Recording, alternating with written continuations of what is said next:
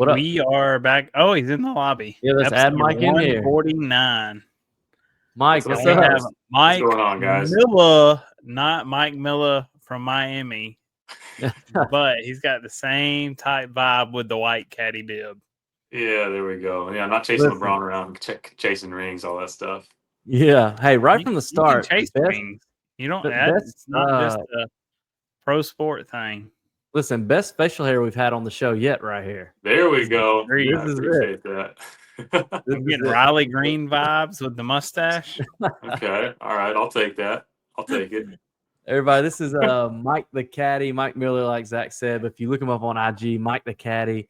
Caddy's out. If you know anything about golf, you've probably heard of course, Whistling Straits out there up in Wisconsin is where our guy is at. And so thanks for coming on and talking to us. Yeah, of course. Thank y'all for having me. I'm looking forward to it. This is our first time having a professional caddy on here. I feel like we have lots of questions. We're trying not to ask too many, but just caddying it's like a skill. Like you've got years of learning, I feel like, to get good at it. Yeah, you're never not learning, that's for sure. But I mean, it definitely helps. You know, I'm basically 6 months out of my year. I'm up at Whistling Straits up here, so like that course, I know like the back of my hand. Like I know every little. You know, there's over 12. The rumor is there's over 1,200 bunkers out there on that property, and I've probably been in almost every single one of them with the players that I'm caddying for. But yeah, it's every day's new. You're still learning new stuff every day. But it's fun. That's what makes it enjoyable. Like every day is not the same. You gotta be accepting of the fact that like you know your fair share of stuff. But hey, I'm not always right. I'm still trying to learn. You know what's thrown at me every day. So, do you prefer a super talented I know where he's going. Here we go. A mid handicap, or just someone awful? What's more fun? Whoever tips. So more fun is obviously the low handicap, like the guy that's just an absolute stick, because then you're actually caddying. Like you're giving him numbers, you're giving him lines, you're giving him strategies that he can actually execute. You know, you get the guys that are mid handicappers or high handicappers, and they're a good time, but half the time you're just like, we're just 150 yards. We're just trying to get the ball in the air, like with a scratch golfer, with a really good player. It's not, you're not really talking in numbers of like fives anymore. Like you're talking like, hey, we're playing this like 152 yards. You're trying to go 2 feet right of the stick, do this, do that. Like it gets a lot more detailed, and that to me. Don't get me wrong, I love a good mixture of it. It's nice to kind of be locked in on certain days, caddying for someone who's really, really good and can take your advice and actually execute it. And those days are really, really fun because you're actually doing kind of the full job itself. Other times, you're just out there trying to vibe with your players, having a good time, hoping that, they don't get too frustrated or upset if they're not playing all that well. But, you kind of just keep things in reality of like, hey, this is a hard golf course. Golf's a hard sport. We're just out here to, we're not on tour playing for hundreds of thousands of dollars. We're just out here to have a good time. So love that. It's a good combination. There's a player in our group who thinks he's on tour. It's your brother. Just call him out. It's your brother. Any penalty, any missed drop. He's like, how many was that? He wants the tips. Every time we play, he wants the tips. Hey, listen. Yeah. I've probably caddied for your brother, it sounds like. Or at least I've caddied for people like him. That's for sure. All right. So for people like Zach and I, we've never played anywhere that has caddies. And so when we talk about it, there's some courses we're thinking about going that it's kind of required you have a caddy. Yep. Our biggest fear is the caddy going to hate us by hole 6 because we're like 10 to 15 handicaps and we're going to shoot 90s or 80s. Do y'all hate us? No, not at all. So most places that are kind of like a general public caddy offering thing, we're looking at TPC Sawgrass, TPC Scottsdale, Pinehurst, Kiel Island, Pebble Beach, Straits, all those courses, those like us caddies, we see like up at the Straits, my average handicap that I caddy for up there on the entire season, I probably average a 16 handicap out there. Oh, that's perfect. Yeah. So like, I mean, we see we see people that are 30 handicaps. We see people that are +2s. We see people that have been playing since they could swing a club. We see people that just picked up golf last week and this is their first round ever on Whistling Straits. Oh wow, my gosh. But no, it's totally, just most caddies, if they've been doing it long enough, we're just out there for the vibes. Like we're gonna do our best to make sure you guys enjoy the time that you're out there. And so that's kind of what we ask, like just try and vibe with us and have a good time. We know you guys aren't gonna hit every shot perfect, as long as you guys know that sometimes we might misjudge a yardage or get a read wrong. Like it's, no one's perfect. We're just out there to have a good time. So no, don't feel everybody. The best way to golf is to walk the course with a caddy. If you can like financially play golf with a walking caddy, that is the best way to golf. 100%. We gotta try it. So if me and Zach plan on coming to Whistling Straits, can we request you? You can. Yeah. So you either, let's do it. So you can either go through the actual booking, like with Kohler Resort, you can go through them and request me, or I've got my socials, Mike the Caddy on Instagram. I do have a TikTok. I'm not on it a whole lot, but Instagram is kind of my main thing. But yeah, I feel like if anybody knows coming up to the Straits, just hit me up on Instagram and say, hey, we're coming up there. These are our tee times. We'd love to have you. And yeah, for sure, you can request me as much as you want. Are you gonna hate us if our bag's heavy? I always get a comment from Casey. So that I did not touch on that. His bag is heavy, Mike. My bag is not heavy. It's only because I never know how the driver's gonna work. I usually only use 4 or 5 balls around, but I keep a dozen. I got the speaker. So heavy, I got the sunscreen. I got extra gloves. I'm ready at all times, but you got it's an umbrella. Heavy. It goes on the cart easy. Yeah. So what's your thoughts on that? When you pick up a bag for the first time, are you a little upset? No. So here, luckily at places like the Straits, Pinehurst, all those big resorts, they typically have what they call change-out bags. So like we've got probably 50 bags off, like in the back room of like, hey, if someone brings a cart bag and doesn't have like kickstand or something like that, we change it out. We put all their clubs and stuff in that, and those things are so light, it's perfect. So if you show up and you've got a heavy bag, most caddies they'll do the little, like they call it the pinky test. They'll kind of lift up the bag with their pinky. If they can do it, it's usually good. If it's kind of a strain, it's like, hey, let's lighten it. You got to switch mine out quick. Yeah. I mean, and so most of the time, like we're like, hey, up here at the Straits, 8 to 12 golf balls. You probably won't need more than that unless you just hit them in Lake Michigan. We're not going swimming after them. But other than that, I mean, the caddies, no matter where you're at, that caddy probably sees that course hundreds of times a season. So like, we're not going to lose many golf balls. So we don't need many golf balls. But yeah, I mean, a lot of the times I'm the type of caddy, I'm like, look, there's 2 weights that I will carry. And that's a speaker if there's music playing, but I have to approve the music. And then it's alcohol. I will carry extra weight if it's alcohol for the guys, just that way they can enjoy their time a little bit more while they're out there playing. Well, I promise you, his bag's heavy, but his wife is very wealthy, so he'll tip good. I'll tell you. There we go. The caddy joke is we'll just take care of you either way, no matter what. Yeah. We whenever we pick up a heavy bag, or if they start like finding golf balls and putting them in the bag and all that stuff, like, sorry, is that getting too heavy? We like to joke and say, it's all right. We're getting paid by the ounce. We're all good. That's true. Yeah. Yeah. I would expect to, boy. That'd be it. Well, let me back up a little bit. How did you end up one in Wisconsin and 2 at Whistling Straits? Okay. So Wisconsin, the way I ended up in Wisconsin, Whistling Straits is kind of like one of the bigger hubs in the Caddy network. It's a resort course. It's got 4 different courses up here at Kohler. They've got the Whistling Straight. They've got the Straits course, the Irish course. Black Wolf Run has two courses. It has the river and Meadow Valleys. So there's endless amounts of volume of work up here. And so if you're in the caddy biz trying to make it, a pretty good living off of it, then you go to those hubs. And I would say Pinehurst is a hub, Pebble's a hub. Sawgrass and Scottsdale are good for the winter times. But so yeah, that's how I ended up here in Wisconsin. Was it's just one of the summer hubs. It's great weather. Wisconsin summers, I had never been to Wisconsin before until I came up here. And I'm not kidding you, June through September, it's tough to beat. I mean, you're low to mid 80s every day. You're right here on Lake Michigan, so you get a nice little cool air conditioner over breeze every once in a while. It's really nice. And then how the other question, I'll kind of back up a little, the way I got into it, I guess. And I worked around the private golf industry for a while. So like in between college years and stuff in the summertime, I would work at private golf clubs and got familiar. I was just like a cart staff guy, valet, cart barn, driving range, all that stuff. And I was working at a private club just north of San Antonio called the Cordillera Ranch down there in Texas. And I was working inside in the food and beverage department of it all. And COVID hit and everyone was having to wear a mask on the inside. And I just got sick and tired of having to wear a mask inside.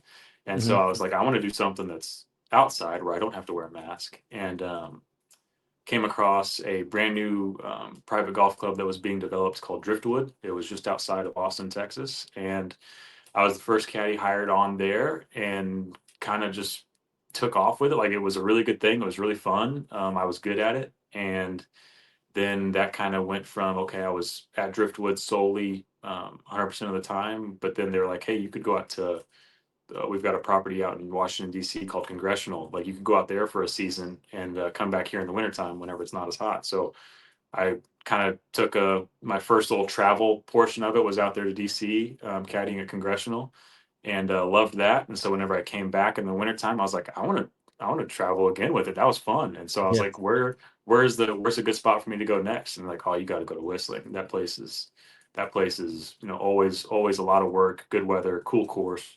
So I came up here. This is my third summer up here now. So I came up here 3 years ago and love it. It's a fun time. So you're awesome. Like a snowbird, but yeah, you go for the work. Correct, exactly. So a lot of caddies, they'll do, we don't come here to vacation. We come here to grind and work. A lot of the caddies, they'll do, like I said, like the TPC Sawgrass down in Jacksonville, Florida, or the TPC Scottsdale. They'll do that in the wintertime. And then the Straits is a big hub for the summer. But I actually take my winters off. It's such a grind on the body. I take the winters off and I go back home to Missouri. I'm from Missouri originally, and I coach high school basketball with my dad. My dad's the head coach at my old alma mater town that I grew up high school ball playing there, and he coached me when I played. And then now I go back and help him coach. This will be my fourth season going back coaching with him coming up. So that's fun. This will probably be, I would imagine, I'll be calling it good on the coaching thing after this while I'm ready to kind of start doing the caddy thing full year, year round, going from there. The caddy thing's starting to kind of take off. Do you watch much college or pro ball? I watch college. I don't really watch a whole lot of Well, you know about them Auburn Tigers then. Come on. Gosh. Okay. You know we'd be dominating some basketball. I'm another SEC. On Halliburton last night. They have all these guys have so many Achilles injuries now, and it's I don't know. Do you think it's partially because of the length of the season? 80 games is a lot to play, but yeah, it's unfortunate. I actually had this conversation with the guys that I was caddying for today. It's unfortunate. I feel like the Achilles is almost like the new ACL. So like I played basketball back in high school and in college, and I was, in the back of my head, basketball player, you're always kind of concerned about, an ACL injury that used to just wipe guys out all the time. And to now, a little, advancement in technology and just knowledge and all that stuff. But I think the Achilles is almost the new ACL injury these days. And unfortunately with Halliburton and also Jason Tatum, like with the Celtics, he went down with his Achilles. And I think and even Damian Lillard, they all went down kind of towards the latter part of the season. And I think they were all, if I'm not mistaken, they were all kind of nursing some calf injuries. All of them were. Yeah, they said Halliburton had a calf strain. Yeah. And one of the guys was like, he should rest it. And then you watch like Richard Jefferson talk about, he said, if I'm playing my whole life to get to the finals, it's just an injury. It's not going to end my career. It may end the game early for me, but this is what I've done my life. So I'm risking it. He said, you got to cut off a finger, cut it. I'm playing. I'm playing. Yeah, I saw somebody, they were like, it's game 7. He's listed as questionable. They're like, it's game 7. He's not questionable. You got to play game 7. He will be playing. Yeah. Which in my notes I had the question because I did some research on it. I saw it's Rolla, right? Rolla High School. It's spelled Rolla, but it's pronounced Rolla. Okay, Rolla. So would you rather caddy for a really cool group, which we're going to talk about shortly? You've done good. You've done do perfect. Or would you rather coach a state championship at your high school? Oh gosh. Okay, so that one hits home a little bit. if I were to be coaching a state championship, it would be with my dad's the head coach, and so that's been our that's been the goal the entire time, and we've got a really good team. We were ranked number 2 in the state for most of the year last year. We've got a really good team, and it is very doable to do that state championship. And so, just emotional purposes, and doing it with my dad to be able to coach for a state championship, I would definitely hands down pick that for sure. Yeah. You just had to That's an easy choice because the memories are there forever. Exactly. You'll tell your kids and your grandkids one day about it. You'll say, "Look at this ring, boys." Yeah. And and there's the chance of like you go down the school history, like the banner of some kind, and it's not only my alma mater where I played high school ball, it's actually where he played high school ball too. So like it's very deep family lineage back there in Rolla, Missouri. Yeah.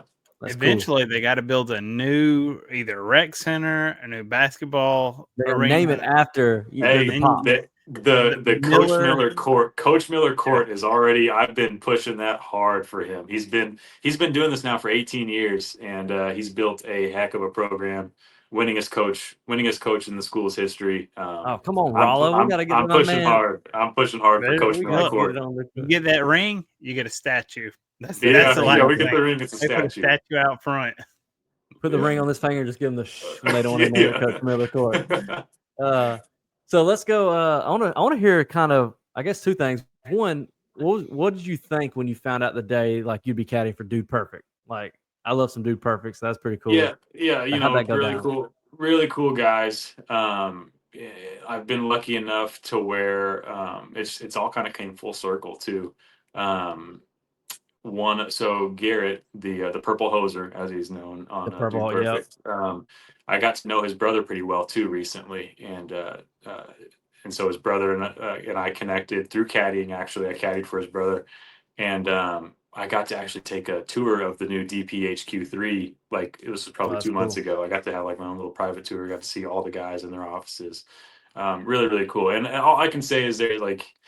The people that you see on the videos, 100%, like they're such good dudes. They've got a good heart. They've got a good, they've got the right goal as to why, like the platform that they have, they've got the right mindset as to what's best to do with that platform for sure. Yeah. But yeah, anytime you get to meet those people or get told that you'll be with them for the day or something like it, it's tough to hold in the excitement whenever you're a fan yourself, rather than like, oh, this guy's a movie star. Like I don't really know him or care too much about his work, but he's a movie star. Like there's a difference between someone who you're caddying for that's big time famous, but you don't really care about, or people that you're caddying for that are big time famous. You're like, I'm a fan myself, and so in the caddy realm, you do have to kind of tone it down and play it cool and treat them like they're just anybody else, because that's how they want to be treated whenever they're at somewhere like that. But it's always a little extra exciting. And then like after the round, we're told more times than not, like, hey, don't ask for pictures, all that stuff. But usually after like 4.5 hours with the dude, like you're with the guy, you've built a pretty good rapport to where you're like, hey man, would you mind if I snag a picture with you today or something like that? And that's the memories of it right there. Like document it and remember it forever. So how did you find out when Good was coming? And like, were y'all just assigned, or you kind of chosen, or how'd that work out? Yeah, and did you know you're gonna be in a video?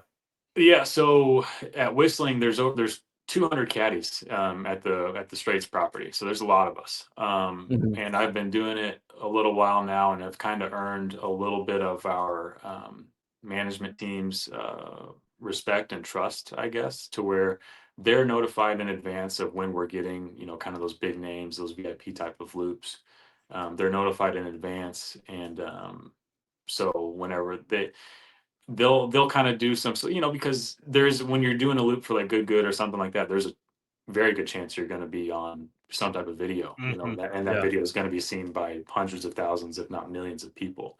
And so, a lot of people tend to like, they might think like, oh, that's not fair, like that's showing favoritism or something, but we're trying to do it for the best interest of like the company and the best interest of like the golf courses. So like, how do we want to present the company or like the caddy world of itself? Like, so who's going to be a good pairing for that type of personality? And so whenever they heard Good was coming out, I got lucky enough to where I was I was one of the guys chosen to get on that loop, and then got to know the good guys pretty well. And turns out they're from Missouri, they're from the Kansas City area as well, so we had a lot in common. At least Garrett and Steven are. So we had a lot in common, and yeah, but it's definitely a good feeling to get chosen for stuff like that. And it's even more cool, whenever you're like, oh, I'm on a video that I made it, millions of Mom. people are Look at watching. me. Yeah, look, Mom, I made it. Like, see that 2-second little clip right there? I was in that. Yeah. So did you watch YouTube Golf before that, or did you know who they were and everything? Oh yeah, I definitely knew. Yeah, no true golfer doesn't know who Good is. Yeah. I watch YouTube Golf in the sense of I don't know if I can watch like 2 hours of something, but I can watch like 20 to 30 minutes of like a good entertainment. But I can't do the like, hey, we're gonna play a full round of 18 and we're gonna video every shot and we're gonna talk about every shot. Like that gets long, that gets Some of them long you have to after a go while. back and forth to. There'll be some Brian Bro videos that are 2 hours, or when they do like the Good Championship, and it's like 3. I'm like, I'll just break this up. I'll watch a little tonight. I'll watch some Amazon Prime in here, and then I'll come back to it. I can't watch 4 hours straight like that. I'm like, this is so boring. What about a caddying perspective from caddying? Because I'm sure it was a way longer round than normal. So was it rough? Was it tough? No, it was actually so the way that the good video was filmed was very interesting. So obviously, I mean, Whistling Straits, like we're packed from like 6:40 in the morning until 3:30, sometimes 4 o'clock every day. Like every 13 minutes, there is a group of 4 going off all day long. That's crazy. And so yeah, and they're open 7 days a week, so there's no real time to like, if you were to think about it, like, okay, well, when are the good guys, if they were to come out and film, how are they going to fit that in? Because they're going to hold pace of play up for so long. But the golf course and Kohler Company and the pro staff of the golf course do a really good job of like communicating with the good or whoever it is and saying, okay, if you guys are going to film, here's what we're going to do. And so typically, like for that day, we actually played the front 9 or the back 9 first in the video. I don't remember if it's explained in the video or not, but we tee off on 10 at 8 a.m. And so no one's on the back 9 yet for the normal people, like the normal resort play. They're still on the front 9. And so we teed off at like 7:30 or 8 in the morning on the back 9. So we had the back 9 wide open. Didn't really have to really worry about any pace of play issues because of we probably had an hour and 20 minutes head start from the next group that was going to be coming behind us. And so we played the back 9, 10 through 18. And then I want to say we probably got done in about 2.5, 3 hours. And then cameras went off and we just chilled for like 6 hours. So like we went off at like a 7:30 tee time on the back. And then we had a tee time at like 3:30 or 4 o'clock on the front. And so by then we were basically the last tee time of the day going off on the front. So once again, we didn't have to worry about anybody coming up behind us or anything like that. But we went back 9 in the morning and then killed like 6 hours and then went front 9 in the evening. Yeah.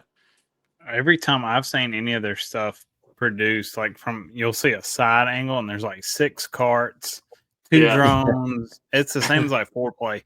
Like the big brands have such a production level to it, and you're like, how can they even play without just reserving the course for the day? Yeah. I mean, I'm sure it's a lot easier on them whenever they're at a different course that allows golf carts. But the Straits, it's a championship style course, so there's no, unless your last name's Kohler, there's no golf carts that are going out there. And so. It's cool that they did allow some of their camera guys to have golf carts that they had to keep on the paths and stuff like that, and they had someone that could get them from point A to point B in the quickest way possible while staying on the cart paths. But it's a full on. I mean, that's the real deal. I mean, good is almost as big as it gets in kind of the YouTube social media golf world right now.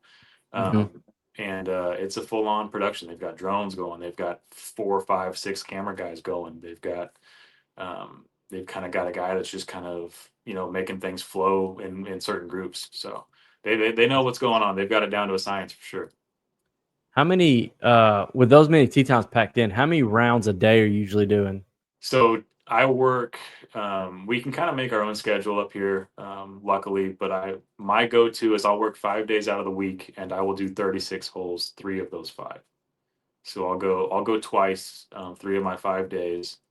And I mean, there's some caddies up here that they'll go 5 days a week and they'll go 36 holes all 5. There's some caddies that work 6 days out of the week but only do one loop a day. Are you carrying 2 bags around? 2 bags around, baby. That's Yep, one on each shoulder. One on each shoulder. Insane. Employee wise, are you like 1099 contractors, or y'all set on like paid per round and then the tip? Or correct. So there's all those clubs that I've been naming off. I forgot to mention Augusta is actually in our company as well. We've got Pebble, we've got all the contracts. So basically I don't work for Whistling Straits. I work for a company called Caddy Master. And Caddy Master has the contracts at all these different clubs to provide the caddy services. There's 2 different sides of the Caddy Master company. There's a 1099 side where it's your own individual contractor. And then there's the W-2 side where you're actually an employee of the company. And Whistling Straits is an employee side. So how it works, pay structure. Say you're a four-man tee time going out there. We have each caddy has a fee that you guys pay in the pro shop before your round, and that's basically giving you access to us. Like, okay, here's his fee. This is what it costs to get him out on the grass to caddy for you. And then we'll do the 18 holes, however many holes it is. And then at the end of the round, that's whenever there's typically a cash gratuity. Some these days, we have Venmo, all that stuff too. But yeah, it's a little fee in the beginning that, I promise you, we don't see the whole fee that you guys pay. Like Airbnb. So we work typically, the main thing for us is like, don't even worry about that fee. Like the gratuity is what we work off of. So yeah. What if somebody wants to get started into caddying? Would you recommend it, and how do they get started? Definitely. To me, so my first real exposure to caddying was whenever I was out at Congressional out in DC, and I would notice that there were a few caddies that were like 17 years old, 18 years old. Like they were like, oh, I'm going into my senior year of high school. It's just a summertime gig for me. And these guys are like, these 17, 18-year-old kids are pulling, $5 to $8 grand a summer. Like, and that's on the low side. There's some that are going, even higher. And I'm like, if this was in my backyard whenever I was in high school, like, it'd be a whole different world for me. But yeah, I highly recommend anybody who enjoys the game of golf or has any interest in it, for sure, do it. And especially early like that, like it allows you to develop a lot of good people skills, a lot of conversation skills. You're kind of thrust into, I don't know 4 people that I meet every day, and I'm stuck with them for 4.5, 5 hours. And so it causes you to have to learn, conversation skills and how to adapt to different personalities and different vibes of a group. But I highly recommend it. It's been amazing for me. And then the way to get into it, if you have a local club that has an in-house caddy program, maybe it's not Caddy Master, maybe it's their own, private caddy program, just go up there and let them know that you're looking to caddy. I mean, very rarely does a caddy go somewhere and has previous experience. Like, most caddies, they're going out there for the first time and like, hey, train me, teach me how to do it. And as long as you have golf knowledge, like as long as you have a good understanding of the golf game and the etiquette with it and how the game kind of flows, caddying comes fairly easy. Obviously there's stuff that you have to pick up on and learn, but as long as you just know how the typical flow goes of the game of golf and the etiquette behind it, it's fairly easy to pick up on. And then after that, it's just get out there and grind. Like I've actually, oddly enough, I had a video that just popped off on Instagram recently, and so many of the comments have been like, how do I get into it? Like, I didn't know that was a thing. How do I get into that? And every single time I'm like, you get go to caddymaster.com, look on there. They have their job openings on what properties they have available. And they're like, well, can I just go here and be hired on? I'm like, yeah, they'll train you. They'll teach you how to do it. And as long as you have some golf knowledge, you'll be fine. So. highly recommend getting into it if you're interested for sure. That's sick. That'd be the life. Do you ever think you would pursue like caddying tour wise, Korn Ferry, PGA, or anything like that? If I get that question a lot actually. And to me, don't get me wrong, that lifestyle, the idea of being Scotty Scheffler's caddy, like Scotty's caddy making stupid money, being on tour, all that stuff. It's such a cool idea and a cool, trying to picture what your life would be doing something like that, getting to be behind the ropes every weekend in major events, be on Augusta and all that stuff. Definitely, that would be super, super cool. A lot of it, what I've come to find out, a lot of it's a lot of luck. You just got to run into the right person who maybe is between caddies or who's early in their career, and you develop a good connection with them. A lot of it's just amazing timing, a lot of luck.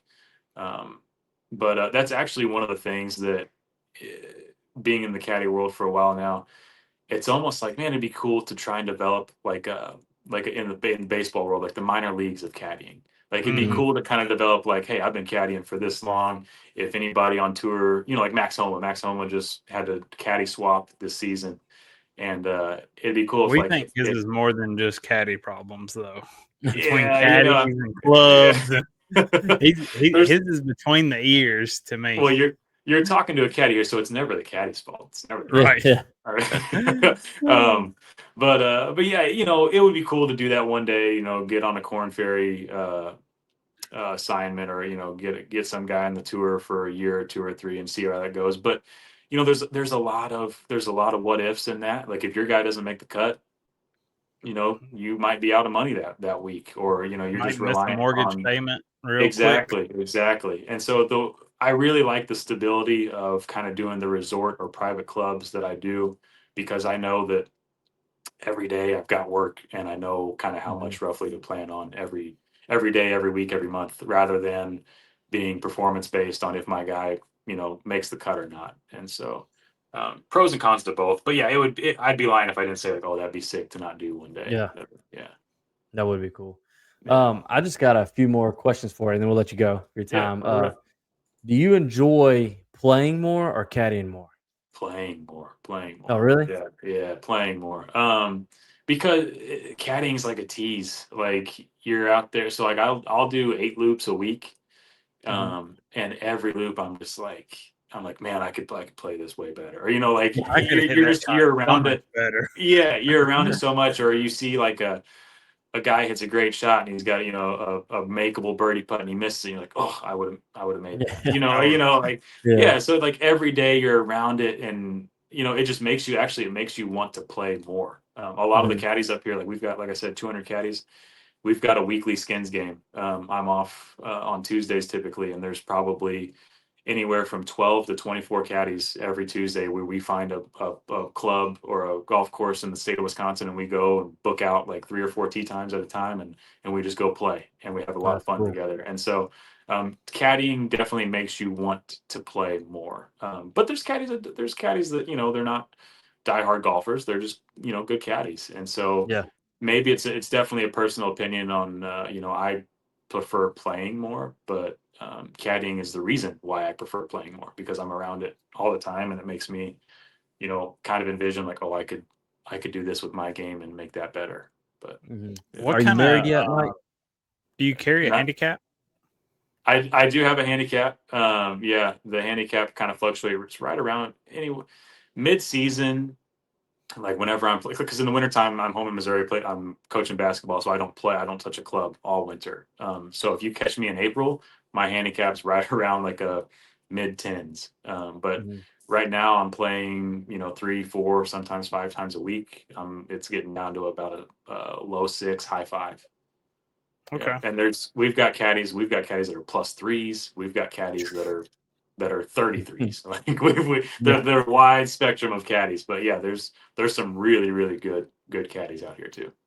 I'm sure the lower it gets, every time they're out on their course, they're just chomping at the bit. Let me finish this. I need to go play 18 now. I need to figure out what it's like. Yeah, we've got a caddy just recently, a good buddy of mine. He just went up and tried qualifying for the state am, and I mean that's the caddy life. Like they're out here, and some caddies they see it as a way of free access to a golf course and free access to a driving range, and so they'll caddy strictly just for the opportunity to have a golf course at their disposal because they're trying to go Corn Ferry or continue on their career too. So yeah. I was asking because of your schedule. Are you married yet? Not married yet, no. Okay. To the game. It sounds like you have a lot of free time. I was like, he must not be married yet. A lot of free time, but I've got. I'm not on the market. Well, I am clearly off the market. Not married, but we're going strong. I was trying to picture your schedule in my life right now with 3 kids and a wife. I'm like, would I be able to do this? I don't know. It's definitely unique, but luckily this it's a perfect combination with her schedule is very similar to mine. A lot of travel, a lot of just kind of going to and from. So you were doing. I'm gonna guess you were doing the caddy before you met when her. y'all met. So she already knew your schedule.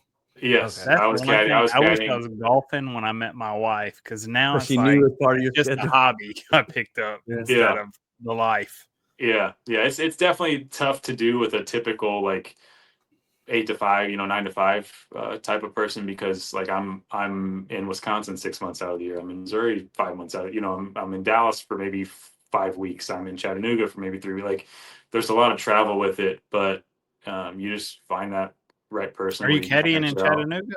Because that's only a couple hours. We'll ride it. So I was down in Chattanooga this past fall, caddying at it's called the Macklemore. We're playing there Saturday.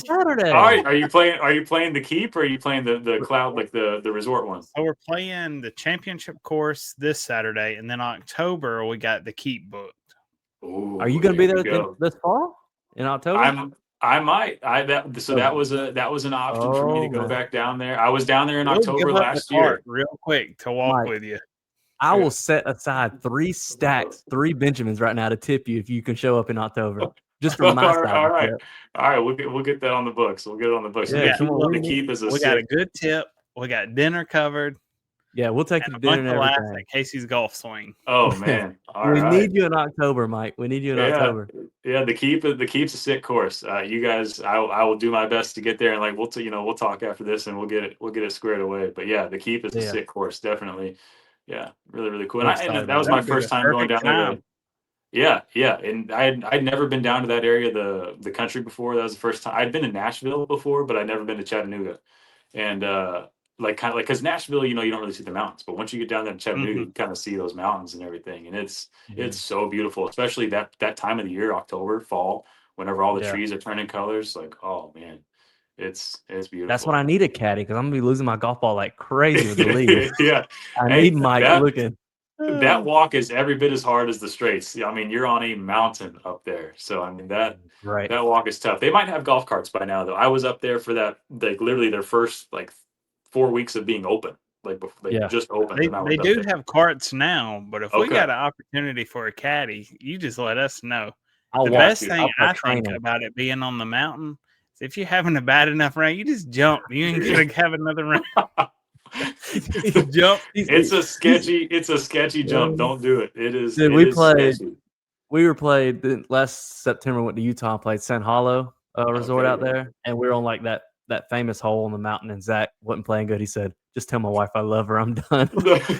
Don't. It's never worth it. Never worth it. It's not worth it. I got my life insurance paid up. They're going to be taken care of.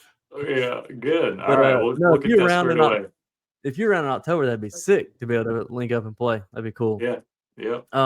Last thing I want to ask you, this is just I want to know if you were a kid up until now and you pursued either basketball or golf, which one do you think you have more of a chance of being on tour or being in the NBA? Guys, I'm a 6-foot white guy. I have no chance of being in the NBA. So golf. Yeah, and even that, like, golf's a stretch. But yeah, it's funny. Back whenever I was in high school, I took basketball way more serious. I was like, I played in college, and so basketball was more serious back then. But it was odd because I didn't like the competitive side of golf. Like I didn't like being paired with somebody for 4.5 hours who I was kind of competing against that I never met before. it was kind of awkward. I just didn't like that. I'd much rather the team aspect of like, hey, my guy's up against your guys. When we're on the floor, I don't like you, you don't like me. We're going at each other.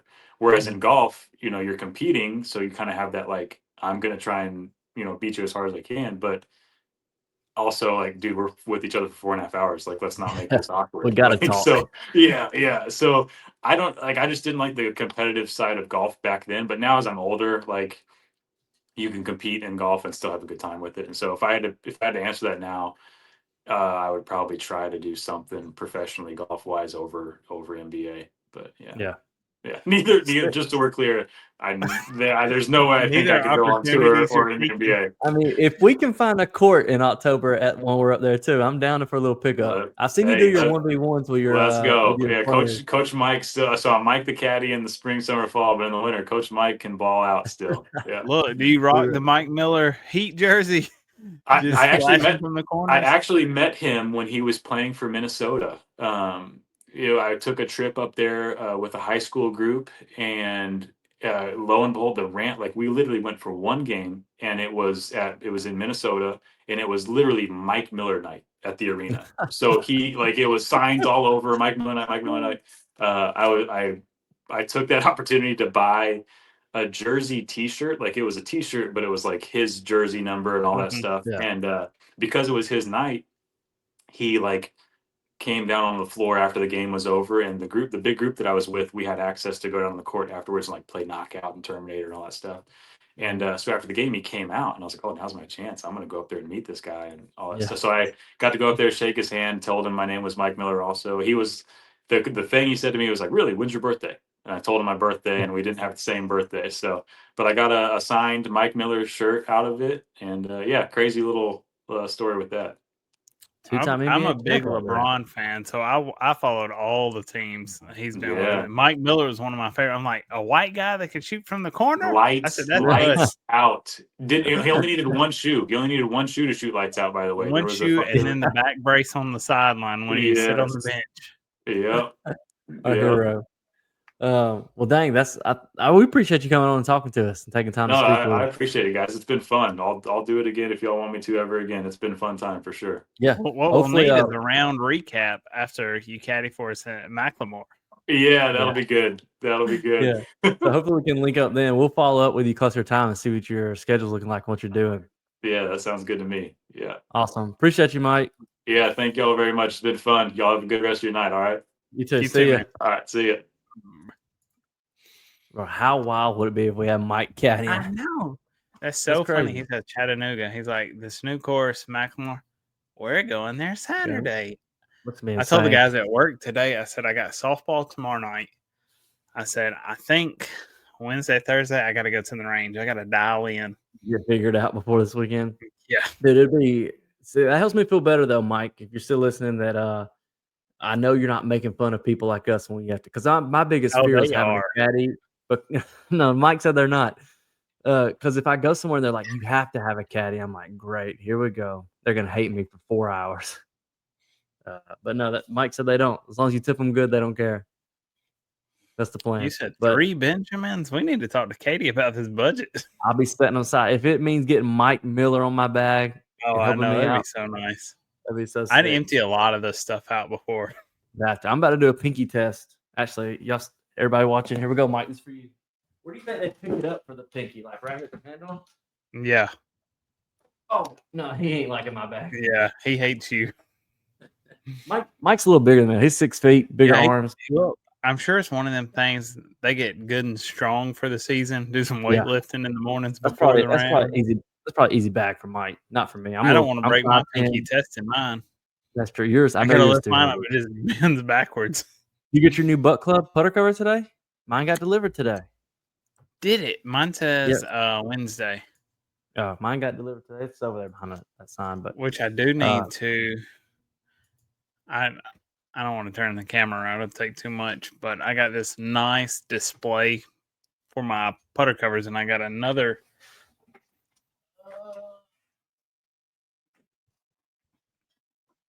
Kids, you can get anything on Etsy. I got another. So if you get a magnetic cover, I need to take mine off. Because I use blades. I Zach has a mallet, and mallet covers don't fit on like the kind of blade head display. So, boom. So it just hangs like this. And he's got one in front of him already. Full of 4. Then I bought another one on Etsy. There's this guy, I think it's like J&J Metalworks. I told him my design, and he built it for like $20 or 25, something like that. He just saved it so you can just keep reordering. Yeah, I told him. I said just keep the design, and I ordered it, and I just got to put it up. Yeah. Well, man, hopefully, if you're listening, we'll get Mike on there this fall. But this weekend, the boys are heading to Macklemore. We're gonna go up on Friday. What's the weather looking like? I don't know. I'm already off to a bad start because I told Katie, and I told her yesterday. She was like, "Oh, great, thanks for telling me last minute." I said, "I'm telling you a week in advance." And she said, "And women's night's Friday. What am I supposed to do with the kids?" I said, "Oh gosh." I thought about it after we booked the hotel. So we booked the hotel. So Macklemore is 3 and some change hours away. So we booked the hotel Friday night. So we only get up, play, and then drive back. Oh my God. Is the weather bad? A thunderstorm Saturday, thunderstorm Sunday, thunderstorm Monday. Here or there? There. So we were supposed to play this in April or is the hotel May? Refundable? I don't know. Oh man, we may just be going on a little trip anyways, and risking it. We might just ride up and just see what happens. Take some. I need to go get some rain. We had to cancel rain gear. I think it was the 1st of May because it was a thunderstorm, and you can look at Macklemore has this camera above the first tee of they got a little practice range. And it rained, and it rained, and it rained. I'm going to be sick. Maybe it won't. We'll check on it close to time. Hopefully we're up there swinging away with a little bit of mist. I wouldn't mind a little mist cooling us off. Yeah, keep it cool. Yeah. But everybody go check out Mike on Instagram at Mike the Caddy. Really cool guy. Appreciate him coming on. I think that's it for episode 149. Next week is 150. We may have a guest, we may not, but we'll recap our round without telling you. All I know is after this weekend, I am sad for Tommy Fleetwood. Oh yeah, so yeah, Tommy, my gosh, dude, he's never gonna get it done. I don't think so. I told my buddy at work, Parker, I said, in the last 2 years, there's been 3 chances where he could close it out. Yeah, and all 3 times someone's made such a deep, unlikely putt. Which is for Keegan to have a 2-shot swing just to win it is insane. Yeah, I don't know, Tommy. Go back to the DP Tour and rack them up because it ain't happening on the PGA Tour, I don't think. But he's also the kind of guy. I think he'll just show up, win a major. That's what I was gonna say. He's also the kind of guy. He's gonna have 0 PGA Tour wins and like a major win. He'll win like the Masters, something wild.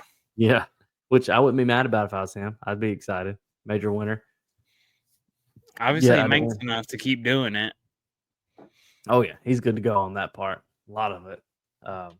So maybe Keegan will end up playing in the Ryder Cup. He's now ranked 9th in the top 12, so he's earned a spot technically.